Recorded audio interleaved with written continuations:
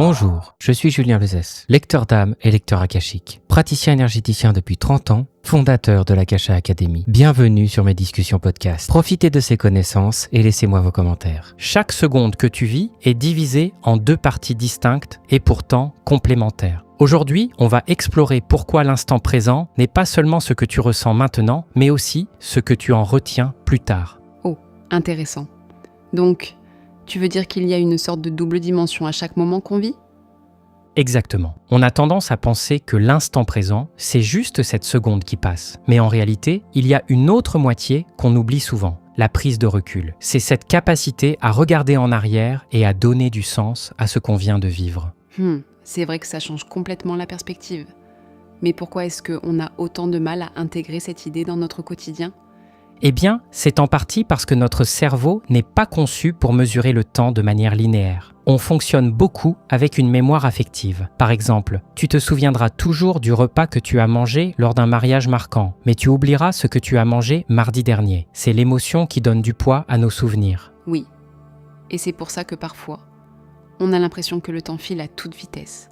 Comme quand quelqu'un dit « Je n'ai pas vu passer cette année ». Mais si on lui demande de se souvenir de ce qu'il a fait en juillet, il finira par se rappeler de plein de choses.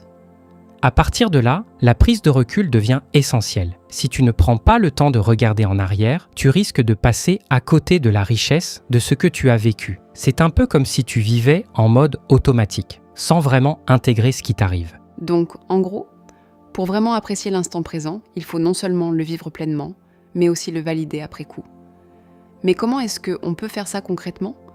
Une des façons les plus simples, c'est de raconter ce que tu as vécu à quelqu'un d'autre. Par exemple, si tu as passé une super journée, en parler le soir avec un ami ou un proche peut t'aider à ancrer ce moment dans ta mémoire. C'est comme si tu lui donnais une place dans ton histoire personnelle. Oui, je vois.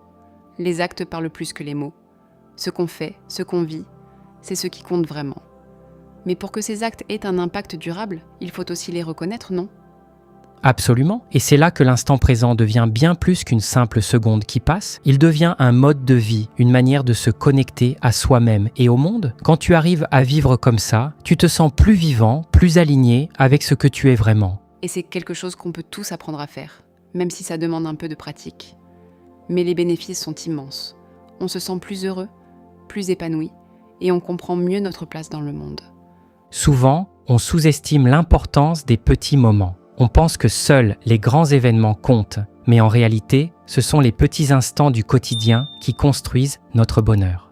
Oui, comme prendre un café en terrasse, écouter une chanson qu'on aime, ou même juste regarder un coucher de soleil. Ces moments peuvent sembler insignifiants, mais ils ont un impact énorme si on prend le temps de les apprécier. Et c'est là que la prise de recul joue un rôle clé. Parce que si tu ne t'arrêtes pas pour réfléchir à ces moments, ils risquent de passer inaperçus. Mais si tu les observes, si tu les intègres, ils deviennent des souvenirs précieux. Donc, en gros, ce que tu dis, c'est que le bonheur, c'est une combinaison de vivre l'instant présent et de le valider après coup. Mais est-ce qu'il y a des outils ou des techniques pour nous aider à faire ça ? Oui, il y en a plusieurs. Par exemple, tenir un journal peut être très utile. Tu peux y noter les moments qui t'ont marqué dans la journée, même les plus simples. Ça t'aide à prendre du recul et à te reconnecter avec ce que tu as vécu. Oh, c'est une excellente idée. Et ça me fait penser à une autre technique, la gratitude. Prendre quelques minutes chaque jour pour réfléchir à ce pourquoi on est reconnaissant peut vraiment changer notre perspective.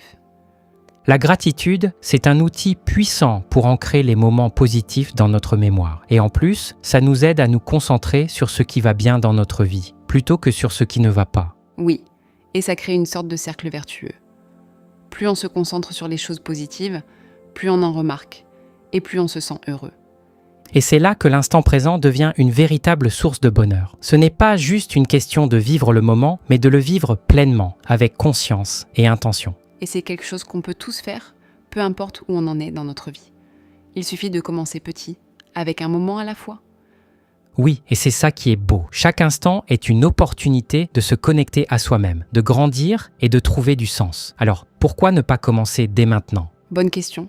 Ça donne vraiment envie de vivre chaque instant avec plus de conscience. Merci à toi. Et souvenons-nous, le bonheur, c'est une question de perspective. À bientôt. À bientôt.